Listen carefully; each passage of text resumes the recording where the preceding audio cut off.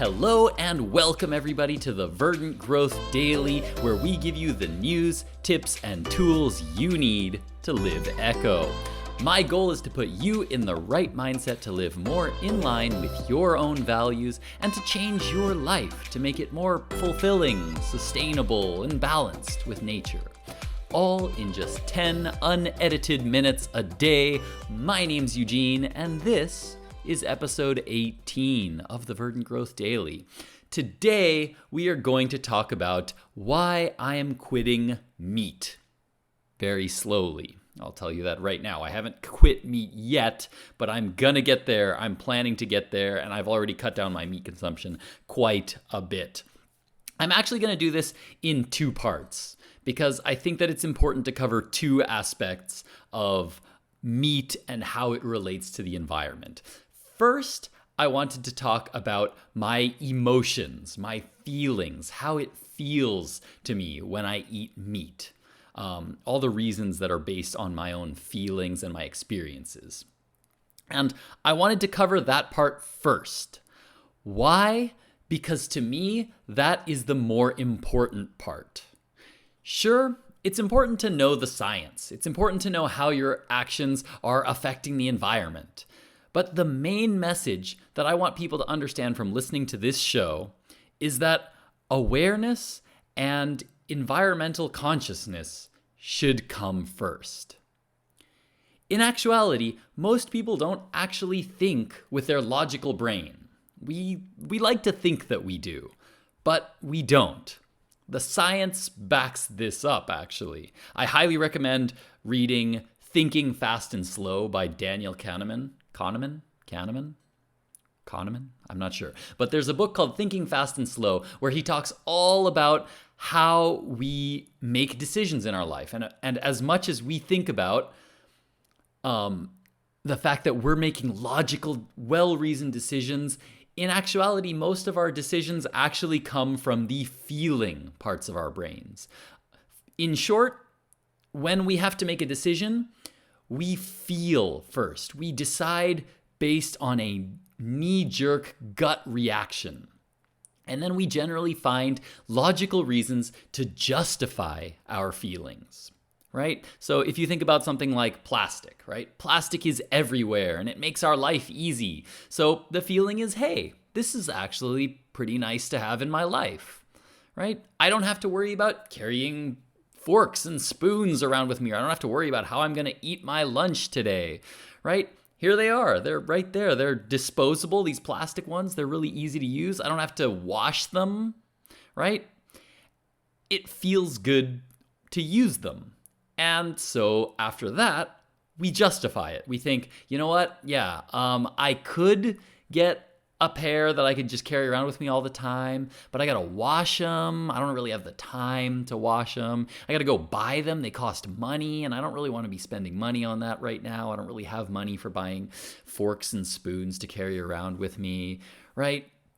I mean, I probably wouldn't even use that many anyway, and I'd probably forget them all the time, right? And anyway, if I use these single-use ones, these days I saw in the news, they have this new fungus that they're developing that could potentially biodegrade plastic, right? So it's not that big a deal anyway, right, to use them. We create logical justifications for our actions based on our feelings. But the base feelings are what is actually driving our decisions. And this goes especially for meat. I know that people feel very, very, very, very strongly about meat. And when many of these, like, if you see these like vegan activists who come to you and like throw these signs in your face and tell you, stop eating meat, stop abusing the animals, stop causing them all this pain and harm. And a lot of people just shut off right away, right? I can sit here and I can tell you what is the environmental impact of that meat that you're eating. And you're going to listen to it and you're going to be like, oh, that sounds awful. Yes, I don't want to contribute to climate change. But you're going to start to justify, I eat meat, and I like eating meat. Meat tastes good. And so you're going to start coming up with all of your own logical justifications for why meat eating is okay, right? We all eat meat, right? It's a normal thing. We need it to survive. We have to get the protein from the meat, right? I don't like that animals die, but the ones in the supermarket are already dead, right? If I don't buy it, someone else is going to buy it and eat it anyway, right? So there are all of these logical justifications that I used to use all the time. I used to think that way all the time. That was exactly the way I would think, right? Changing my behavior, it would be hard and annoying, and God, getting vegetarian things. It's like when I go to the restaurant, sometimes there's no vegetarian choices, right? I just, sometimes I don't feel like eating that one vegetarian thing that's on the menu. It's just hard to do. It's annoying. I have to go out of my way to change things, right? We find ways to justify our feelings. But in my case, at some point, I had to ask myself, am I going to live eco or not? Am I going to become environmentally conscious about all the aspects of my life or not? So I decided, okay, let's become a little bit eco about meat. When I eat it, what does it taste like? Well, it tastes pretty good. I'm not going to lie. I don't know. Meat tastes pretty good. When I eat a steak, it tastes pretty good. I like what it tastes like.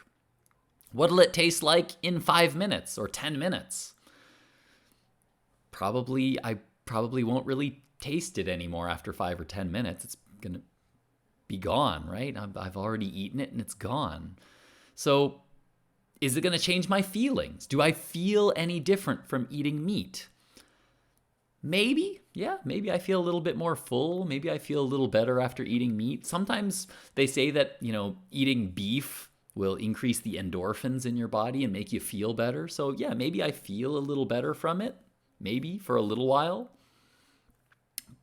Maybe I get some nutritional value out of it. Maybe, yeah, I'm getting some protein, right? I'm getting some protein out of it. I'm getting some energy out of it. It's going to keep me feeling full for a while.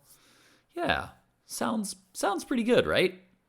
So now I have to start thinking about, okay, well, now I've thought about how I feel about the experience of eating it, but let's think a little bit deeper. Let's think beyond that.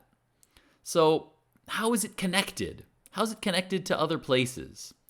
Well, it's probably gets shipped around on some trucks from here and there, right? And so those trucks spew some carbon dioxide into the air. At the supermarket, they're keeping it cool, so there's some electricity usage being used there. So that's also carbon emissions, and I don't particularly like that, right? But it's probably kind of small, right? How about the animals? The animals, they're spewing methane into the air like crazy, right? They're adding to climate change, right? To make this meat.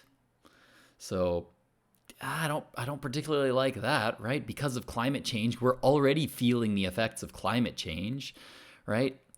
The climate change is leading to more flooding. It's leading to more people suffering, heat strokes, suffering, people not being able to afford their air conditioning because they have to leave it on all the time in the summer.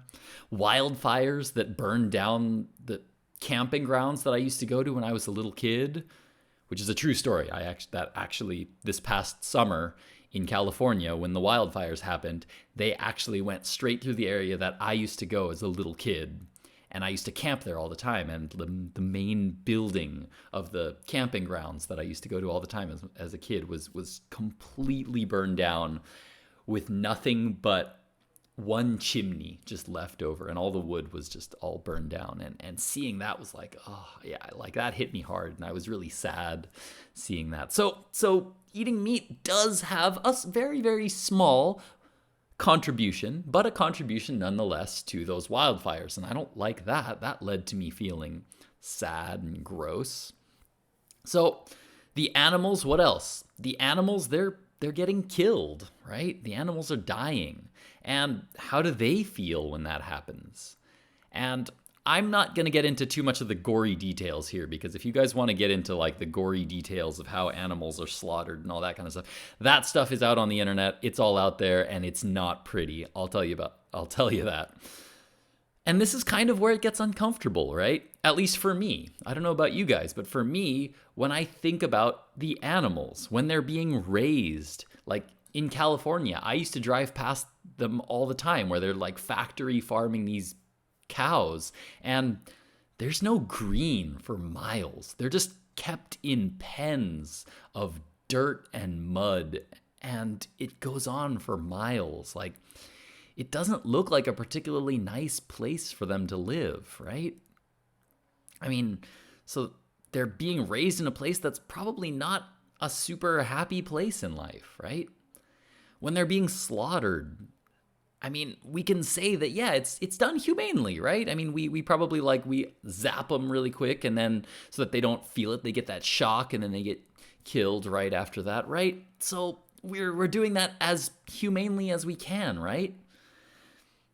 Maybe, if you in my case, I imagined it. I imagined, what is it like?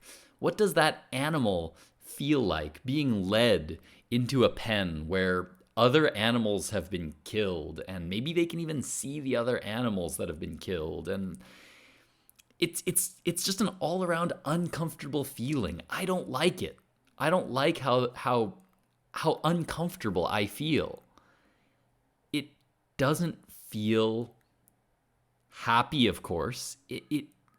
I don't even want to think about it. I almost have to force myself to think about it. It's horrifying to think that maybe they're terrified being led into this place. And all of a sudden, yes, maybe they're electrocuted and then killed, and maybe it only lasts a few seconds, but even for that few seconds, it probably hurts a lot, right? And it probably feels terrifying. And I think that if that was my dog, thinking about how terrifying that would be for my dog, how scared my dog would be being led into a place like that, being pulled into a place like that, even without talking about the being killed part. It's terrifying. And I'd be crying. I almost cry right now just thinking about it. When I buy meat, I'm paying somebody to do that. That does not feel good. That feels awful. I feel really bad about that. And making that realization was when I started to change. This is not okay, I told myself. I can't keep doing this. And admittedly, the changes are hard.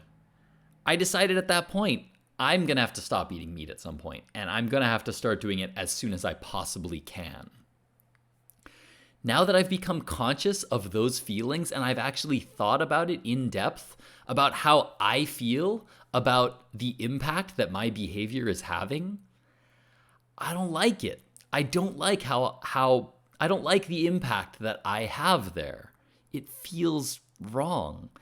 And so now I'm trying to do what I can to reduce my meat consumption. I haven't gotten there yet. I'm not vegetarian. I'm not vegan. I'm nowhere close. But I've reduced my meat consumption a lot. And I've become aware of it. Every time I buy meat, I remember these feelings that I thought about. And because I've reduced my meat consumption, I now think about that. I feel better. I feel happier with my life. Because of me, less animals are suffering those feelings that I was imagining. Less animals are having to feel scared or terrified. There will be less climate change and less fires, less flooding, weaker hurricanes. That all makes me feel so much better about not eating meat, right? This is how your environmental changes should come.